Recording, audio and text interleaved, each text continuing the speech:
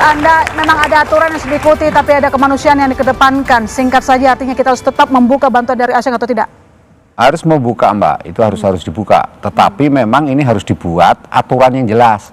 Maksud saya di Undang-Undang 24 itu harus direvisi sehingga memasukkan bantuan asing yang bentuknya seperti apa. Clear di situ. Itu yang harus ada aturannya, ada ukuran-ukuran yang jelas agar tidak menimbulkan kekakuan menafsirkan satu undang-undang itu. Itu, Mbak. Oke, baik. Pak Danang?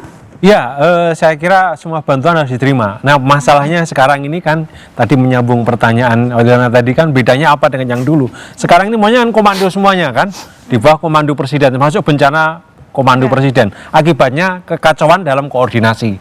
Jadi siapa yang beri bantuan lalu kemudian siapa yang merespon tidak jelas semuanya. Jadi informasi segala macam itu harus dibuka agar ada koordinasi yang lebih baik. Oke, Gus Kojen, ini singkat saja. Jadi menurut Anda perlu dibuka atau enggak? Tetap konsisten dengan pernyataan Anda tadi. Singkat saja ya, Gus. Yang mengkomando bukan presiden, yang mengkomando itu aturan yang kita sepakati bersama. Ya, mohon maaf ya. Jadi sekali lagi kita nggak bisa mensimplikasi bahwa ini selera presiden. Tidak. Ini konstitusi, ini aturan yang ada yang disepakati oleh kita bersama. Jadi sekali lagi tidak ada aturan yang harus dirubah untuk ini. Kalau terkait dengan bantuan internasional kan sudah ada saluran, ada BNPB. Pak Sudirman, gimana? Ini ada aturan yang harus diikuti katanya. Cukup, Gus. Silakan, Pak Sudirman, singkat saja. Ya, saya ini bicara di Aceh, di mana epicentrum bencana alam terjadi, dan bagaimana atmosfer krisis kemanusiaan, ketidakmampuan masyarakat hari ini. Ini suara dari Aceh, tolong didengarkan. Apapun bentuknya, apapun kebijakannya, tolong kami. Masyarakat ditimpa dengan dilema hari ini. Bendera putih itu mengisyaratkan masyarakat putus asa, jadi negara harus hadir. Ini harapan kami. Baik, Mas Hansi, negara harus hadir permintaannya, tapi dari Gus tadi mengatakan ikuti aturan. Singkat saja, Mas Hansi. Sesat pikir ini harus diluruskan. Uluran tangan luar negeri mestinya dimengerti sebagai panggilan kemanusiaan untuk membantu.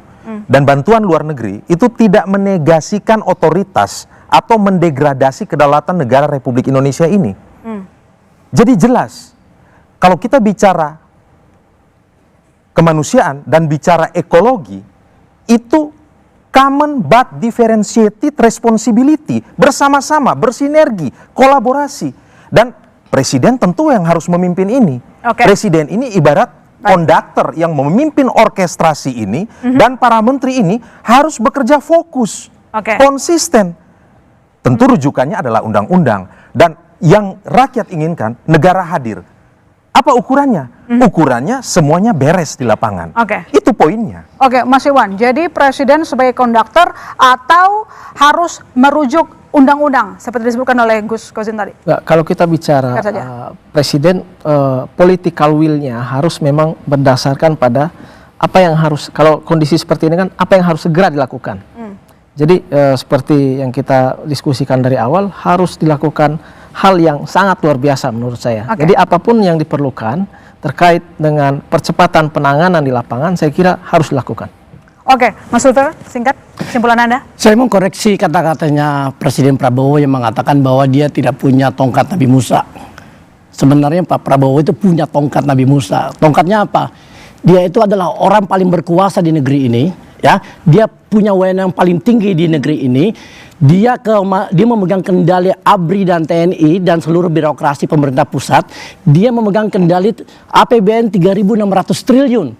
Itu lebih daripada tongkat Nabi Musa.